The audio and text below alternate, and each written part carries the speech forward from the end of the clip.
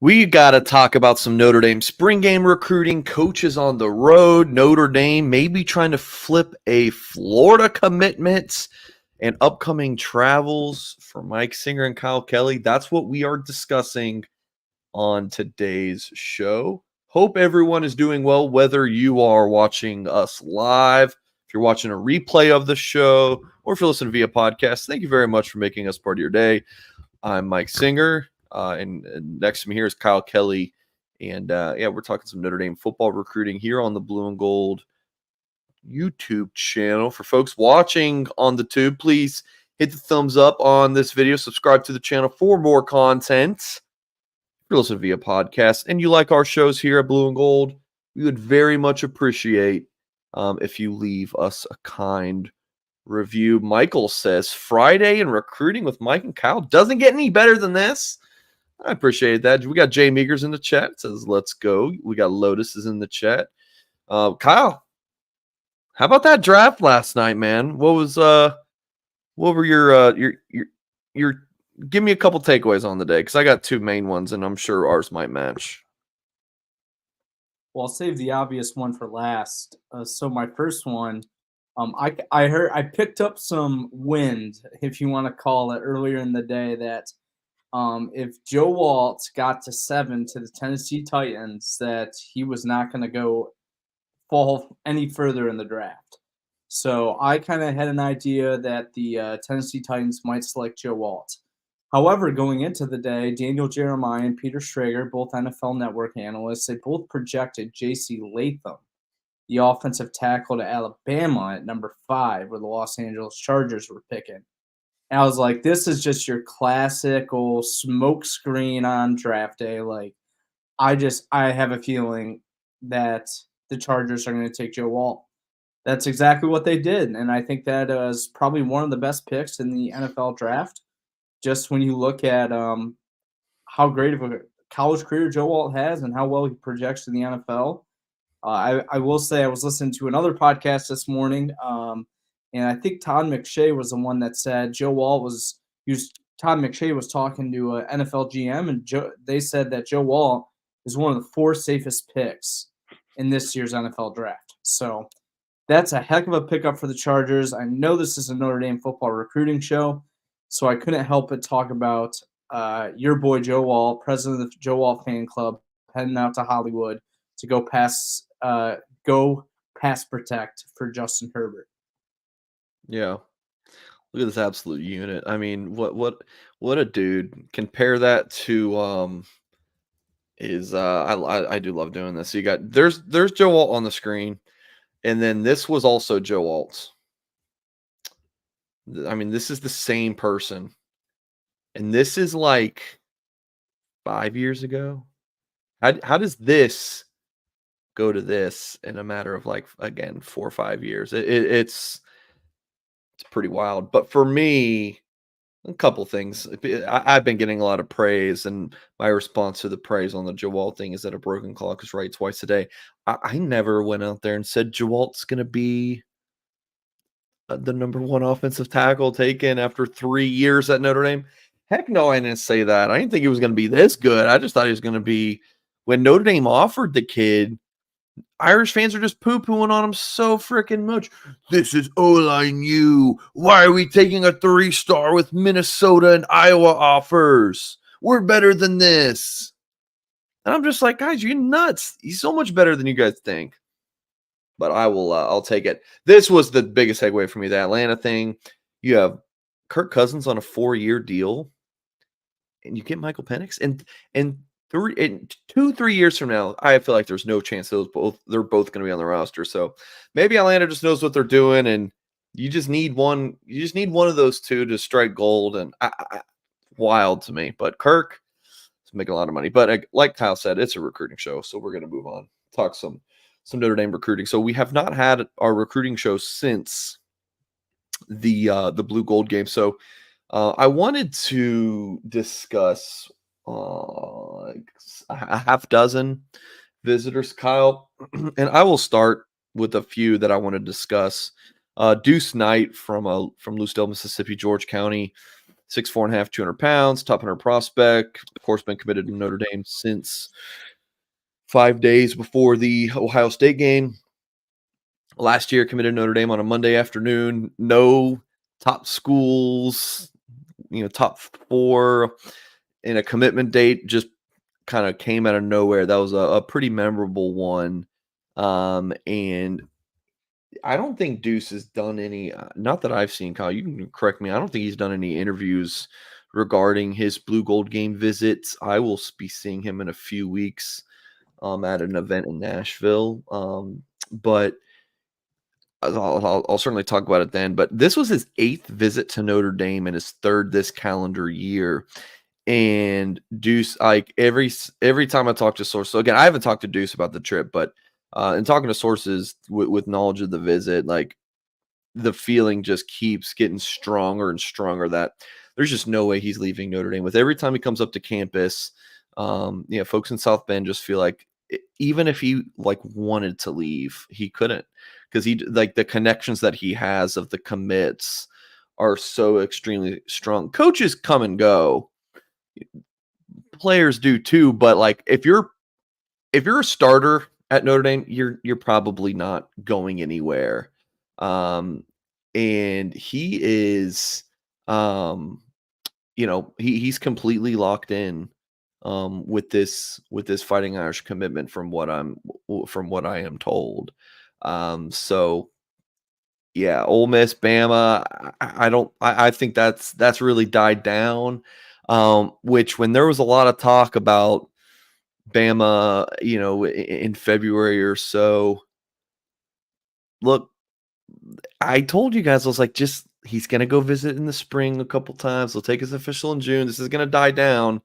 And that's what happened. So I don't expect him to take any other trips. I don't know if the fat ladies started warming up her vocals, but feeling really good about Duce Knight and his Notre Dame commitment. Davion Dixon from Miami Palmetto, someone we don't talk about a ton, committed to Notre Dame a year ago for the Blue Gold game, comes back on the anniversary of his commitment, or I believe it was the day before the Blue Gold game, but regardless, comes back, and I talked to him. I haven't caught up with him in a while, and I was just like, hey, like, do you still talk to other schools? Like, Ohio State offered him after he committed to Notre Dame, Georgia, a bunch of others.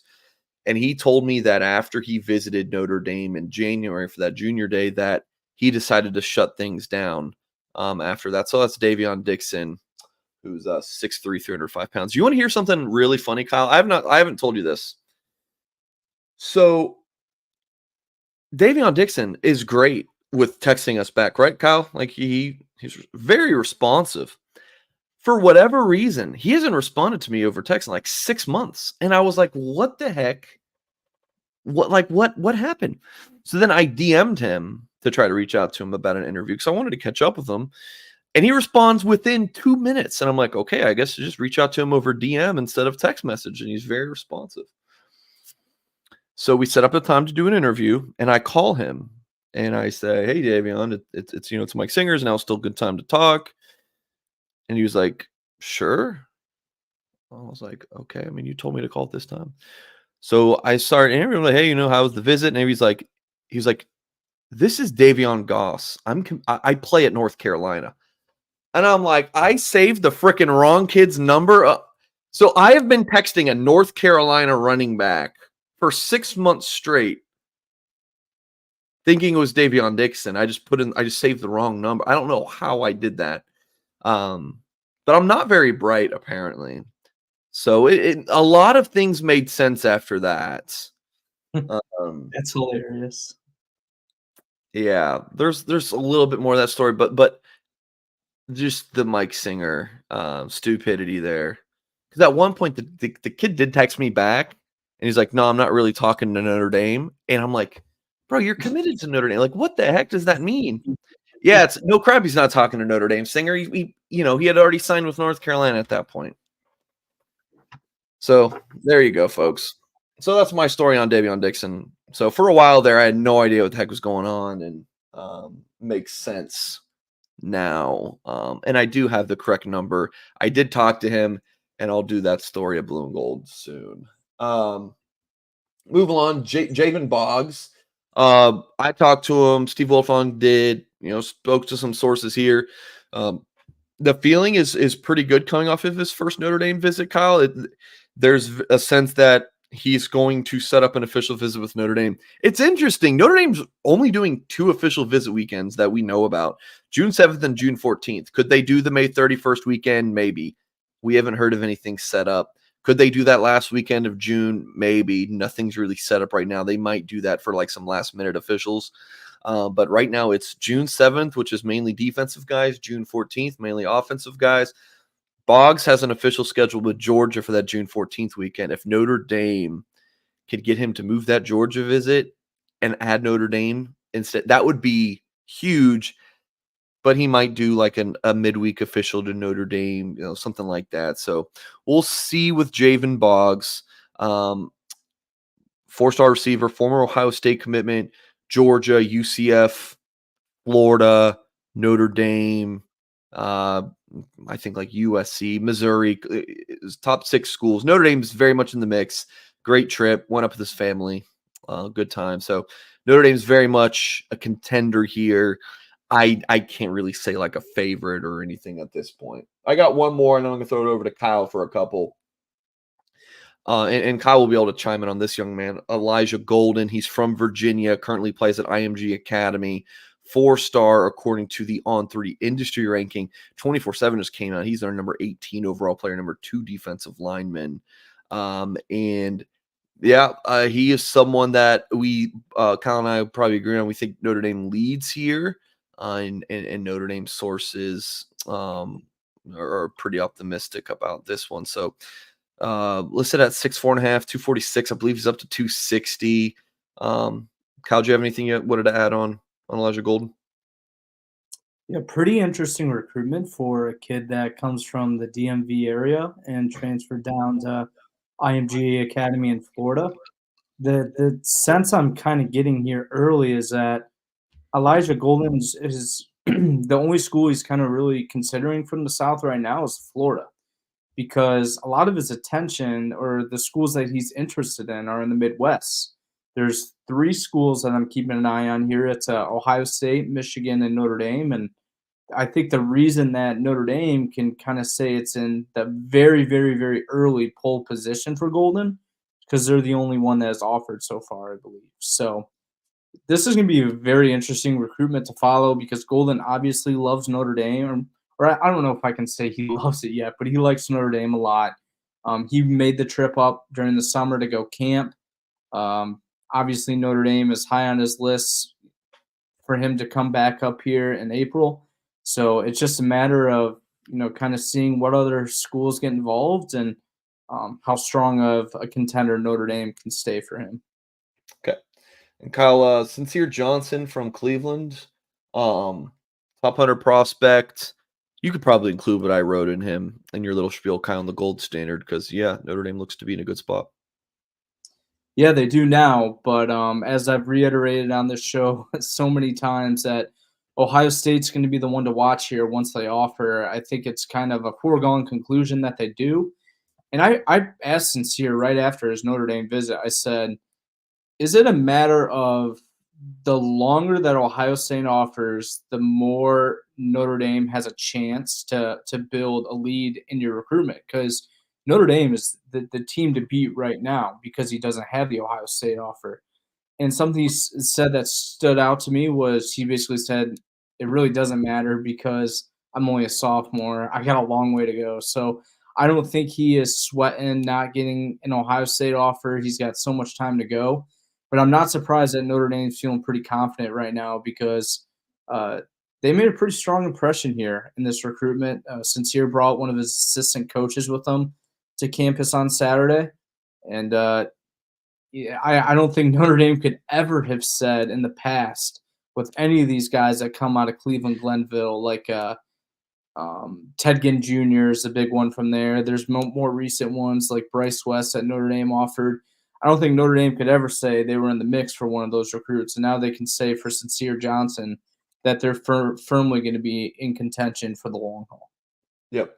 an agreement there. Another linebacker, Markel Dabney, from Chester, Virginia. I believe that's Richmond. Um, yeah, I mean, he had very high praises of his Notre Dame visit to you. My sources believe that Notre Dame is going to be a huge contender for the long haul here. Just think the staff's going to want to keep, see him in person, whether that's a game or spring eval period. But yeah, Dabney loved his trip to Notre Dame for the spring game. Yeah, told me that during his 3 or 4 day visit, he actually considered committing to Notre Dame, which I don't think like I feel like some people might read that and like, man, we were close to getting this kid. But I feel like it's more so of, hey, I've been here for 4 days. Like, Was it Riaz 4 days? yeah, just he was there for a while, so it's just kind of like natural. Like, man, do I just call this place my home? But no, he's being patient with his process. A lot of ACC, Mid Atlantic, Power Five programs involved in his recruitment right now. Actually, Pittsburgh has been recruiting him since he was an eighth grader. That's when they offered him. At least I don't know how much they recruited him since he was in eighth grade, but he's been on the radar of college football programs for a while. He was on Notre Dame's radar back in the summer. He came up in camps, loved it. The reason he wanted to take this 4 day visit to Notre Dame last week because he loved it so much the last time around that he just wanted to see so much more. So if Notre Dame pushes here, I think that it's going to be hard to for them to be a team to beat.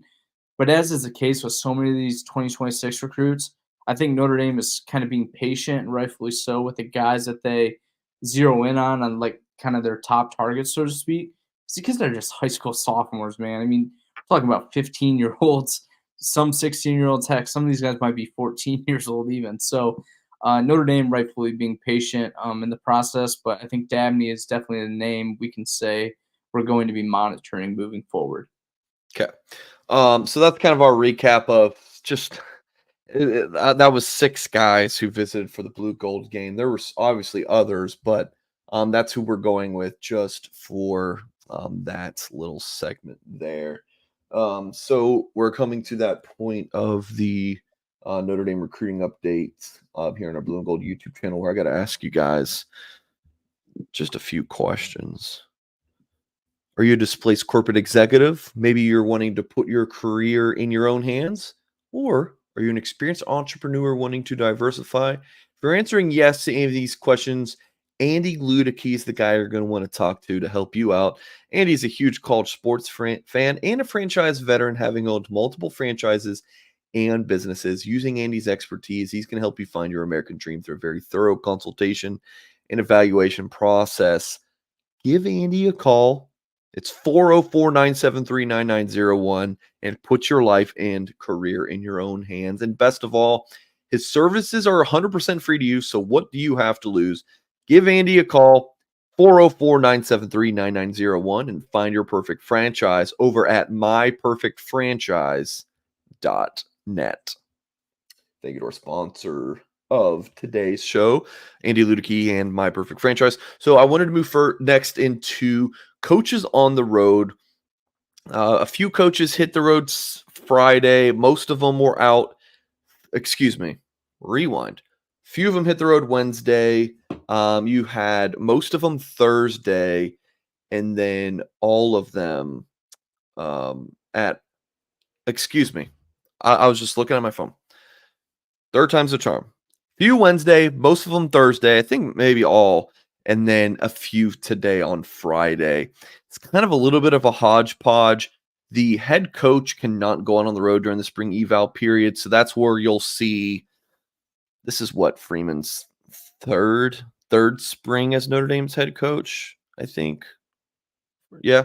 I always say things and look over see if Kyle's going to nod at me or not because Kyle knows everything.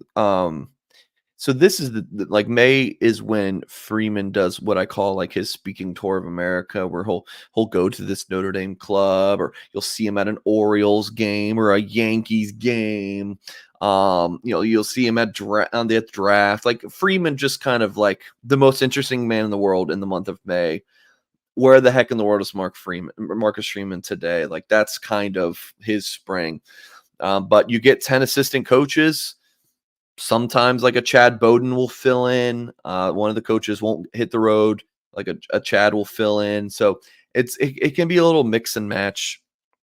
But it'll really pick up this upcoming week where it'll be like a daily thing. And then the spring eval period goes to the end of May. I don't know if you remember this. I don't think they go for the entire month of May. I think the period is that 6 weeks, mid-April to the end of May, but I don't think they only have so many days to be on the road. They just have that window. Does that sound right at all to you, Kyle? Yeah, you're on mute, buddy.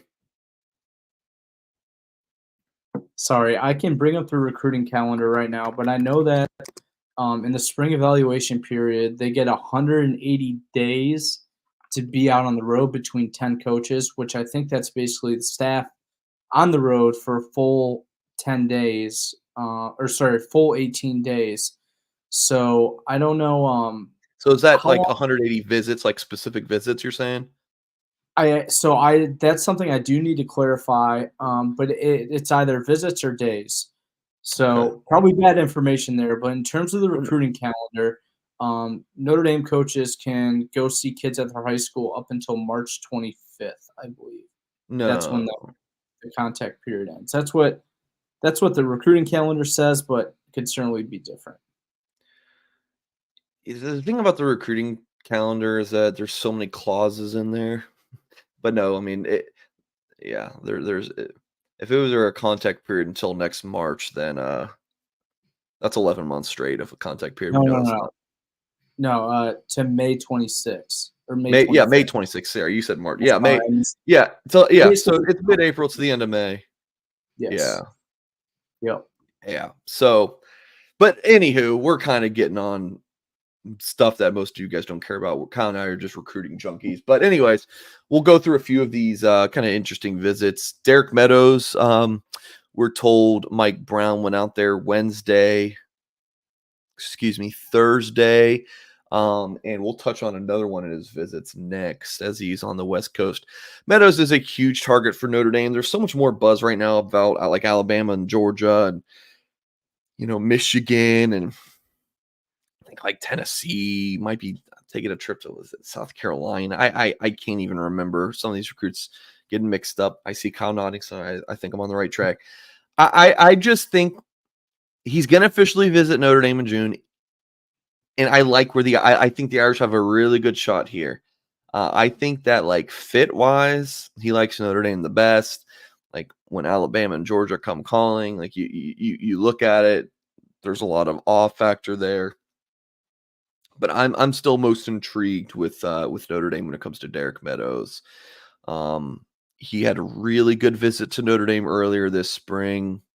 That's pretty much like unless he cancels that Notre Dame visit, I'm going to continue to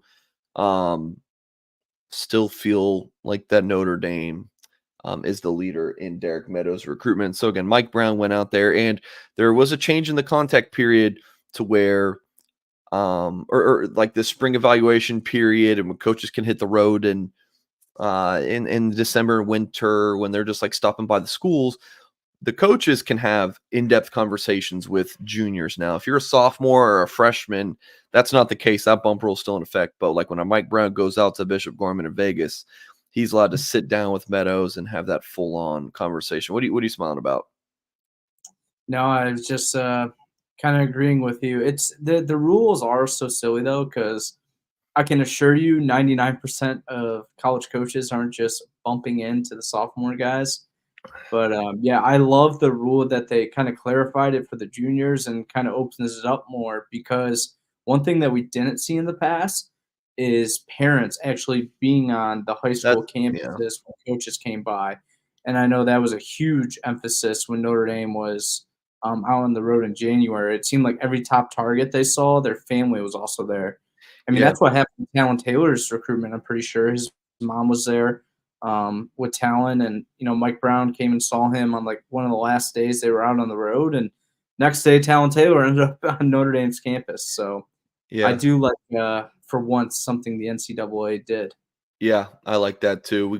I remember getting that picture of you got Jerome Bettis Jr. and his dad and his mom with a few Notre Dame coaches. That was definitely pretty cool. But otherwise, yeah, it sort of seems that they're just doing what they were already doing, but it's now legal for the juniors, like it. But what still notable. And then today, it's our understanding that Mike Brown, Notre Dame's new receivers coach, went out to Santa Margarita Catholic in Southern California to see Trent Mosley. In the 2024 class, Notre Dame did not sign Emmett Mosley, a double Notre Dame legacy. Of course, his father played on the football team for the Irish, and his mother was let's just say it, a badass for the women's soccer team. Like, she was fantastic.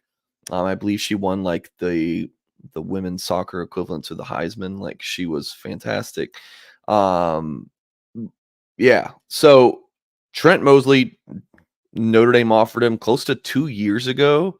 I believe that would have put him going into his freshman year of high school. And Notre Dame's still, in the mix here. Older brother went to Stanford, and we'll see if Trent Mosley, is liking Notre Dame more. There are many things that trigger me when it comes to recruiting, and especially how reporters can kind of handle things. The one thing that I haven't really talked about in a while is the whole reporter being like, well, Notre Dame didn't want him anyway. Like, sometimes that's true, but like, I feel like I saw that with Mosley. People were like, "Oh, Notre Dame backed off Emmett Mosley." Notre Dame wanted Emmett Mosley. Emmett Mosley backed off of Notre Dame, and then Notre Dame was like, "Oh, well, you don't," and then they backed off. But Emmett Mosley was a top tier target for Notre Dame for quite a while, so I just want to throw that out there. But yeah, they're very much now recruiting. Trent Mosley, he was Pot of Gold kid. So even though Notre Dame had offered, still got in contact with him on Pot of Gold Day, showing him some love. So yeah, Mike Brown at his school Friday. And then here's another interesting one, Kyle. And I believe this one is today as well. Joe Rudolph up at Davison, Michigan for Ben Nichols, a 4-star offensive lineman in the 2026 class. Yeah, a guy from the Kalamazoo area that ironically is kind of his recruitment stalled a little bit, if you can say that, as a sophomore.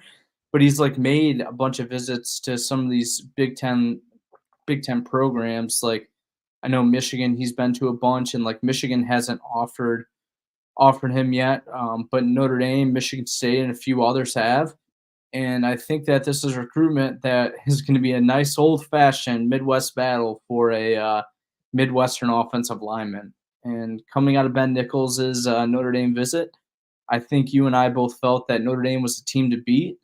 It's going to be interesting once Michigan ends up getting involved. But how about the approach that Joe Rudolph is taking here in 2026 offensive line recruiting, where they got their 3 offensive tackles in the 2025 cycle? Of course, only 2 of those guys will end up playing at the same time. Maybe, one finds their way in after one ends up in the NFL or something like that. But either way, Joe Rudolph really I guess you could say Joe Rudolph tackled the offensive tackle position in the 25 cycle.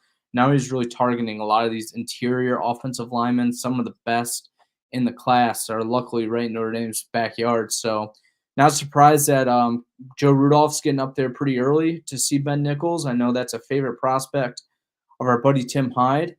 And I'll be seeing Nichols on Sunday. And I know we're going to talk a little bit about our travels here later on, but that's a guy I'm excited to see compete. Yeah, we will get into that shortly. So Notre Dame in the 25 class doesn't have many spots left.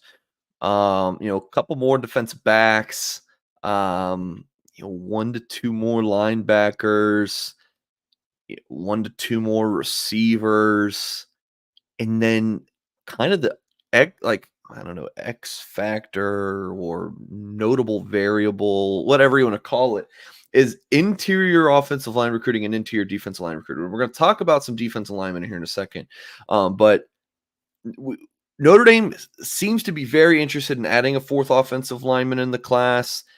And if it does, I think it might be an interior guy. They didn't end up getting Jack Lang. Different, it's kind of different discussion for a different day. He picked Missouri. Josh Petty, the 5-star from Georgia, he seems to be trending more towards an interior player. And then there's a couple who it's our understanding that Joe Rudolph visited. Would that have been yesterday, Kyle? Or yeah, this was Thursday for Cameron Goran and Cameron Herron? Yep, that's where Okay. Joe Rudolph was before heading out to hang out with Joe Walt. Yeah, love this. So, Hamilton Southeastern, Fishers, Indiana. This is a Cameron Goran, 6'5", 265-pound interior offensive lineman. So, this is someone who Notre Dame is evaluating. Like Ashton Craig, what was he? 2022 class. Notre Dame went after him a little bit later, his junior year. Joe Otting a couple years ago got him up to the lineman's challenge going in his senior year, got him committed. Like Notre Dame goes after a lot of guys early on the offensive line, across the offensive line, but sometimes there's some of these later offers and ads. So Cameron Goran is one that Notre Dame is looking at. And then someone who I know the staff really likes, just from hearing about this guy for a while, is Cameron Herron from Indianapolis Warren Central. He's a 3-star guy. Iowa, West Virginia, Louisville, Northwestern, some of his offers. I know he's going to be up on campus for the Irish Invasion camp. So he'll get to work out for Rudolph and the staff. And we'll see if they offer. I don't think they would have an issue just sticking with the 3. They're not going to take a 4th just for the sake of doing so. But Herron is someone who the staff likes. And I believe this one was Wednesday, Kyle. Mike Denbrock and Mike Brown stopping over at Talon Taylor's high school. I feel like I've been saying the same thing about Taylor's recruitment for quite some time. I think Notre Dame's running 2nd or 3rd. It's a close race. Notre Dame's still very much in contention here. They're doing all they can. They're pulling out all the stops, but Georgia seems to be the favorites for this top 100 talent from Geneva community. Yeah, really competitive recruitment, as has been the case for probably the last 6 months or so. Notre Dame, Oregon, and Notre Dame, Ohio State, and Michigan, and Georgia. The 4 teams to watch here. I think Georgia, Ohio State, and Notre Dame are the 3 I'm really paying attention to for Talon Taylor. Another guy I'll be seeing this weekend. Looking forward to catching up with him, kind of seeing what his official visits plans are. I wouldn't be surprised if he ended up back at Notre Dame, back in Athens, and back in Columbus. And I mentioned on the show so many times before, but this recruitment will become pretty interesting if Brian Hartline does indeed turn up the heat on Talon Taylor, because I feel like Georgia and Notre Dame have kind of been the battle as of late, with Ohio State really hanging around there. So if Hartline turns up the heat, this thing could get even more competitive for Notre Dame. But I'm going to be honest. I think Notre Dame is more in it for Talon Taylor right now than I would have expected kind of coming out of the winter. So a very encouraging sign for Notre Dame. Great progress in this recruitment. Now we got to see if they can pull off getting another elite wide receiver out of Chicago. And then one more I'm going to talk about. This is just fascinating to me. So you had Dylan McCullough out recruiting in Kansas City. He always makes a trip out there so he can, stop by and see Andy Reid and some of his old coworkers and players at the Chiefs. But he did stop in at Raymore Peculiar for class of 2026 running back DeSeffin Walker, number 59 overall player, number 8 running back in the country. This kid is an absolute stud. I don't know if Notre Dame has any shot here, but they have seen some highly ranked, impressive prospects this week out on the road. And DeSeffin Walker is one of them. So again, Dylan McCullough went out there this week. Yeah, I talked to Walker a couple weeks ago, just kind of get a vibe on his recruitment. He was thinking about getting up to Notre Dame for a game day last year. It never really happened. But Notre Dame's kind of in the mix here. I think Walker's looking at a lot of SEC schools right now. He went to go see Tennessee a couple weekends ago. I think he was recently at Iowa. His recruitment's pretty fascinating because he's like taking all these visits within like a 400-mile radius, like Arkansas and Missouri. He's been to a lot, and Notre Dame's actually much further from Raymore Peculiar than what I remember, even though I was down in that area last spring. But I remember him kind of mentioning that it is kind of a far trip for him to take, so he's going to have to be diligent once he does possibly make it up to South Bend. So, I think the reason for Dylan McCullough heading down there to Missouri earlier this week is kind of find out where they stand in the mix with a lot of those SEC schools, seeing if hopefully build some rapport with Walker and see if Notre Dame can find themselves in position to land him on campus for a visit. There's one other guy I just wanted to mention briefly. Gino Caduli was recruiting in Chicago, and it's my understanding that he made it over to the high school of Jonas Williams. Is he at Lincoln Way East? I thought he was at Bolingbrook. Did he transfer?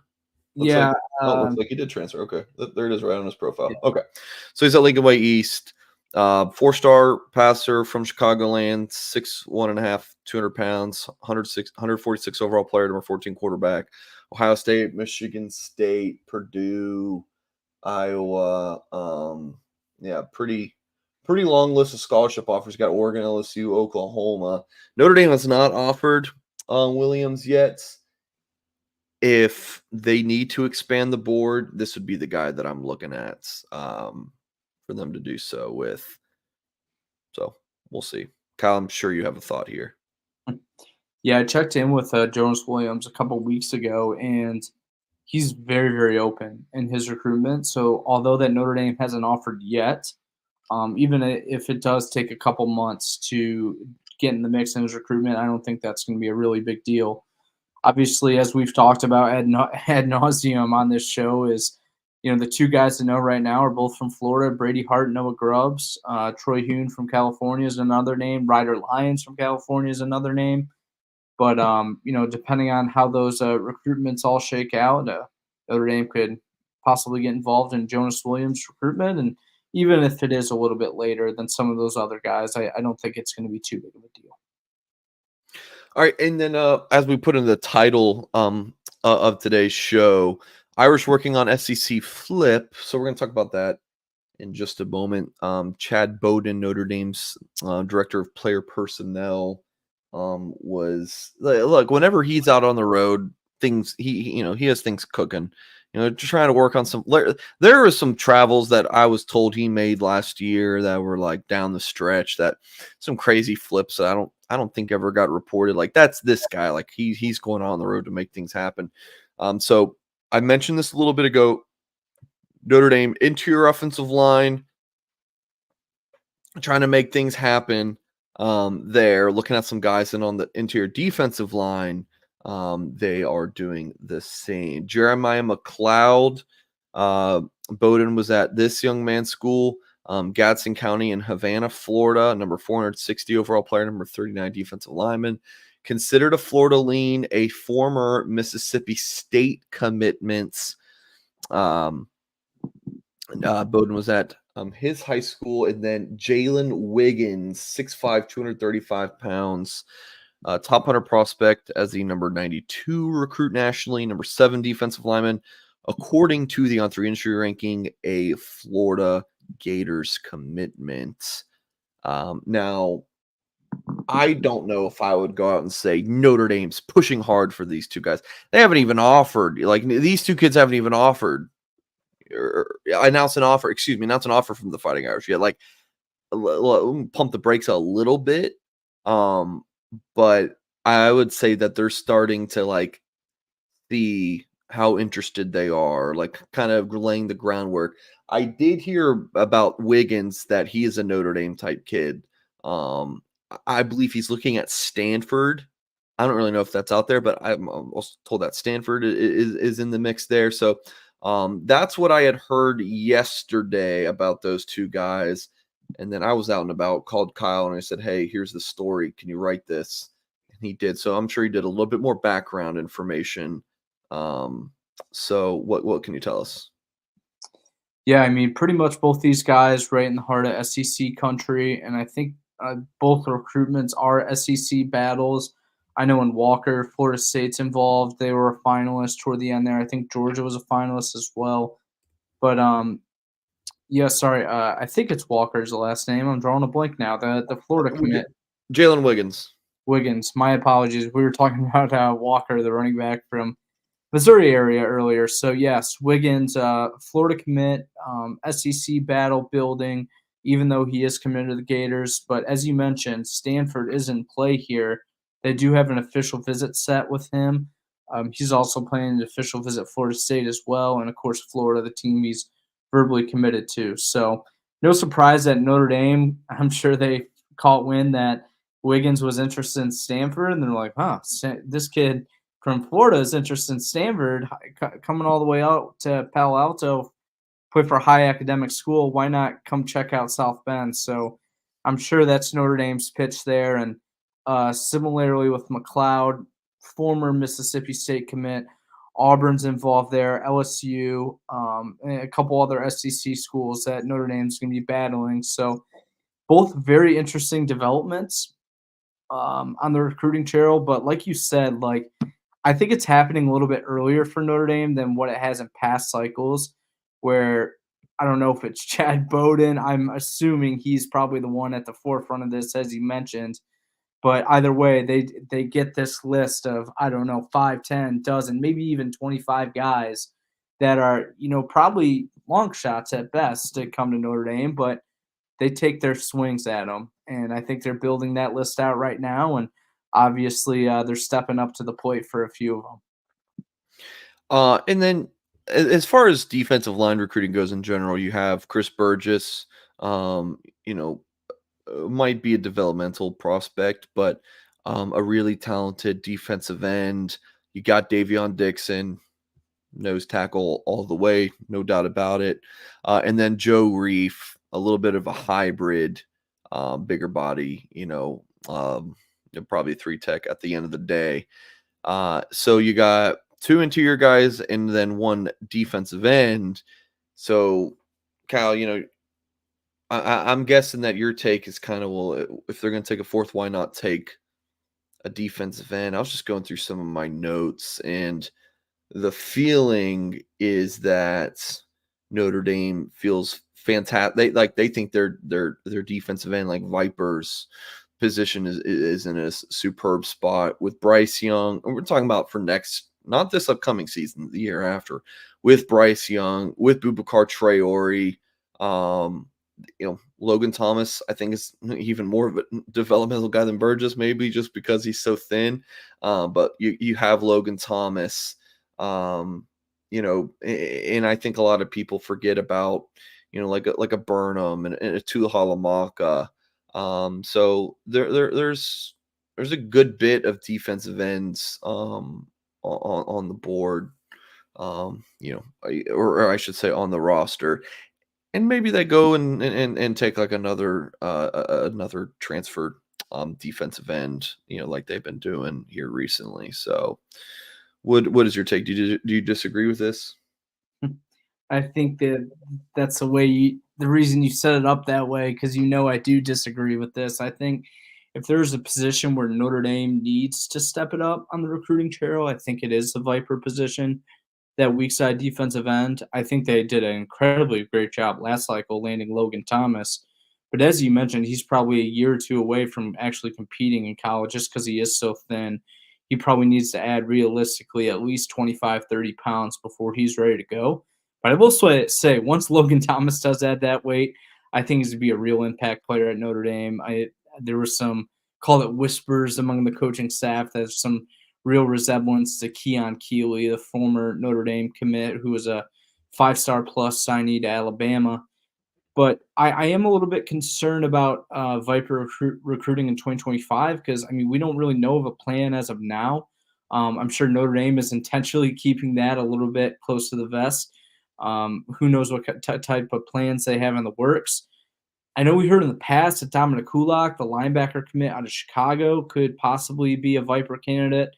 Of course, we found out closer to when he committed to Notre Dame that he's actually a candidate to play the money position, which is Maris Leofau's position from last year.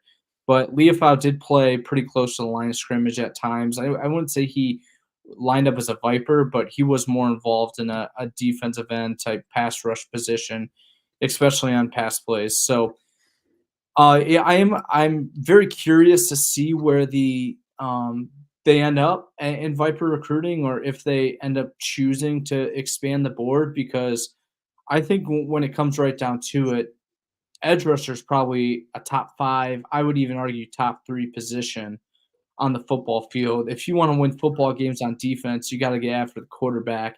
That's exactly what those weak side defensive ends are brought in to do. So I know Notre Dame's got some good guys on the roster right now, but I know you were mentioning a guy like Bryce Young. I think I see him as a strong side defensive end. Josh Burnham, he's already kind of made the transition to strong side defensive end. Logan Thomas, like, that's a project there. So that's why I think they really do need to find someone in the 25 cycle that can play that position. But he wouldn't do that in 2025. So, like, taking another guy. They need a guy for the future at Viper. Right now, they don't have that. I mean, I think they kind of do with Logan Thomas and like a Chris Burgess. My bigger thing would be taking a transfer again. I don't know. I also don't think I've thought about it as much as you have, but I know that you're very passionate about it. I'm not as much, but I think Tuli Halamaka's playing Viper, right? Yeah, but Junior's only got 2 or 3 more years left, and That's a long damn time. Yeah, but I don't think we can say Junior was a real impact guy. And by the time that Junior, he does leave, that's when that your 2025 guy would be ready to play. Just because you have like a few guys that can play that position on the roster doesn't mean that you can just forget about the position. I mean, should Notre Dame forget about Duce Knight because they have probably the best quarterback room in the country right now? Heck no. I see it the same way at edge rusher. All right. I just heard my front door open, and I've got some personal stuff to get to. So we're just gonna wrap up really quickly with Kyle. I'm giving you 30 seconds. Where you're gonna be on the road. Tell us about what you're doing this weekend. I'll be in Canton, Ohio at the Under Armour camp. 9 guys with Notre Dame offers will be there, including Owen Strebig and Christopher Burgess. You can check out my preview of that camp on Blue and Gold, and I'll have a lot of post-game or post-camp reporting to come afterward. And next weekend, I am driving down to Central Florida, hoping to see both Brady Hart and Noah Grubbs. That trip is still in flux. I don't know what I'm going to end up doing because I'm just not getting things keep kind of changing. And then heading over to Tampa to stay with family out there, and then get to see like Dallas Golden, Justin Thurman, DJ Williams is a 2026 target for Notre Dame. So see some Notre Dame guys out in the 8-1-3. So that is going to do it for this show. We will not have a Notre Dame recruiting update next Friday because of my travels. So we will be off next Friday, but we'll have the Wednesday show with myself and Tim Hyde next week. So that'll be our next live show at Blue and Gold. But of course, we'll have some stuff up on the YouTube channel between now and then. So as always, folks, we will catch you guys next time. Enjoy your weekend. Take care.